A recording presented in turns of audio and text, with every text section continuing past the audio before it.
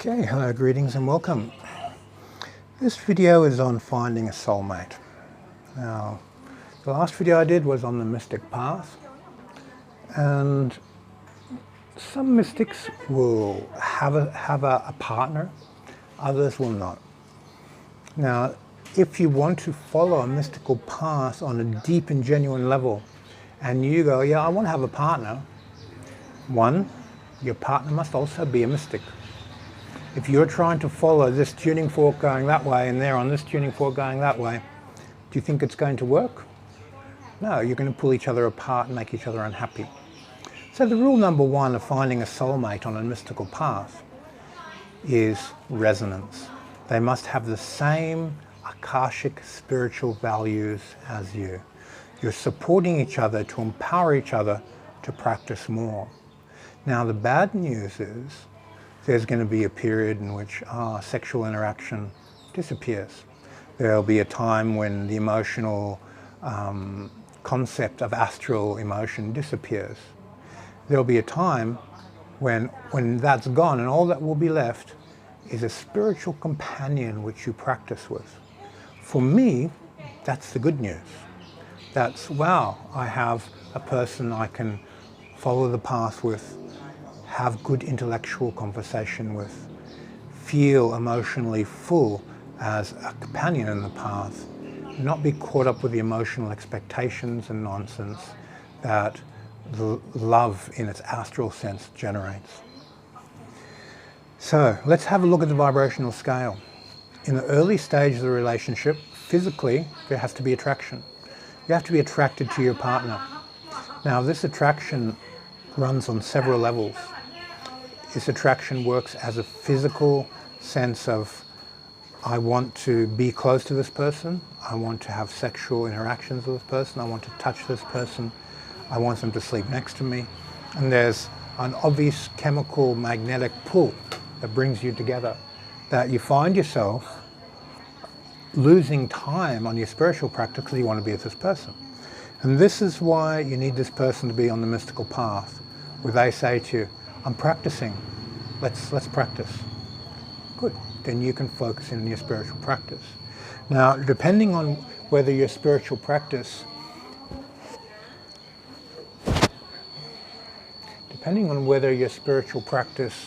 is sitting meditation, depending on whether your spiritual practice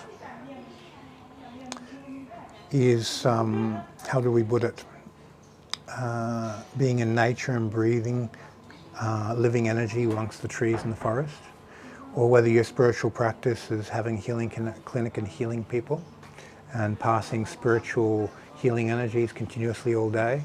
Whatever your spiritual practice is, your partner must fuel that spiritual practice. So this physical aspect is number one.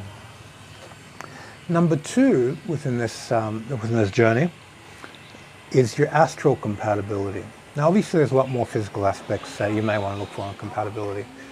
Astral compatibility is, are you an alpha or are you submissive? And most mystics are alphas, and this is where the problem is. If your partner is a mystic, she's most probably going to be an alpha too. Where submissive personalities tend to like to follow alphas.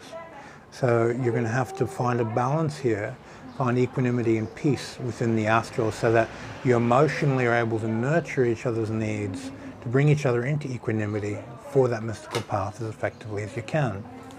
Now, some partners, some men will see a woman who's just majestic and want to help them achieve the highest. And the reverse is also true. Some women will look at a spiritual teacher and go, wow, I just want to take care of him or her and bring them to the highest, and that gives me fulfillment. If that's the case, that might work. So these astral resonances making people feel emotionally fulfilled with each other's company and what you've got with each other is very, very important. Then mentally, intellectually, you should be intellectually nourished by your partner, and you should be intellectually nourishing them. That you talk about great ideas, that you talk about, wow, that person's amazing, it's incredible. How could they even think of something like that? And then when you discuss it and then contemplate it and meditate on it, you grow and help each other evolve and think out of the box. There has to be this intellectual nourishment within a soulmate, within someone who's, well, we're very good together. We give each other power. Then the Akasha. This is unconscious yearnings, past life experiences. That the mystical resonance of deep spiritual craving is in resonance with each other. This is important, that you're both pulling each other in the same direction. That when you take a person with a certain Akashic resonance with another one that's the same, and you put them together, you fuel. 2 + 2 is a power of 4. 3 × 3 is the power of 9. 4 people together, power of 16. And this principle functions, this multiplier, when people are in Akashic resonance. It's not so much mental, astral, physical resonance, but Akashic resonance. This multiplier effect reduces in number as it goes down closer to the physical if they don't have the Akashic resonance. So they have mental resonance and so forth. All right, so there's that Akashic power. Now, a great partner makes you wake up in the morning and gives you power.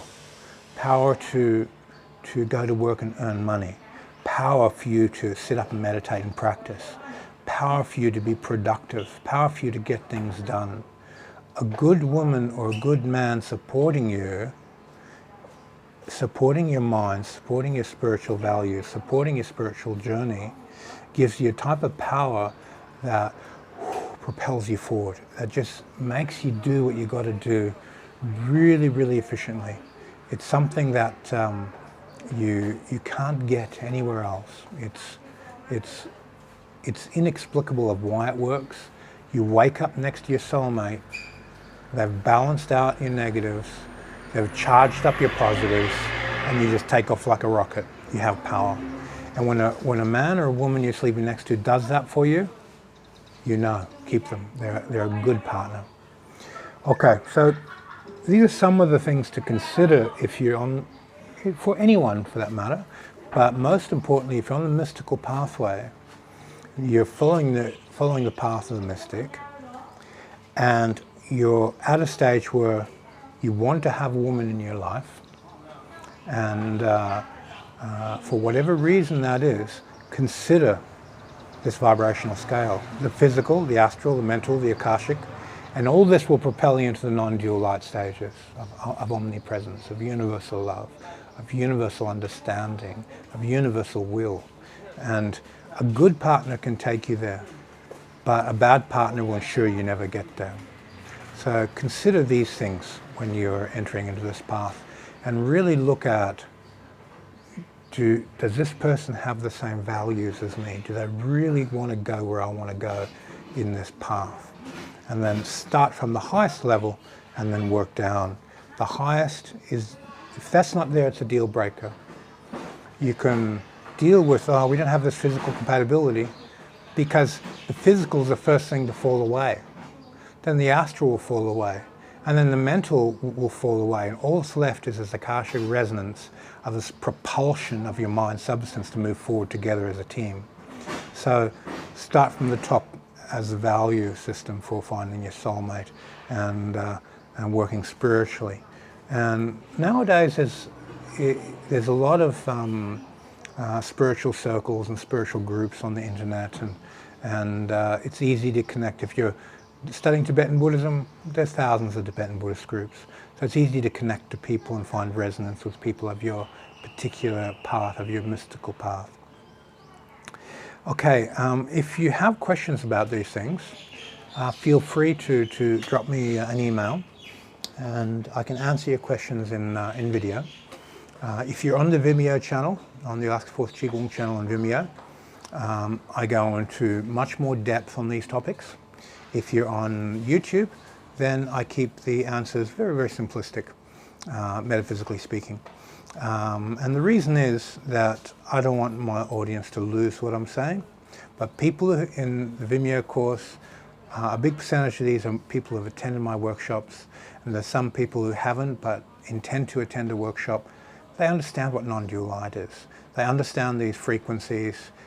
When they read the information or listen to the talk, they're in light, they go, I got it, I understand that. So that resonance is there. So depending on the depth of the answer as to which audience I'm speaking to. Vimeo, I go in very, very deep. YouTube, I keep it as simple as I can. Okay, thank you for your time, and I hope this helps on your journey of finding a soulmate on the mystical path.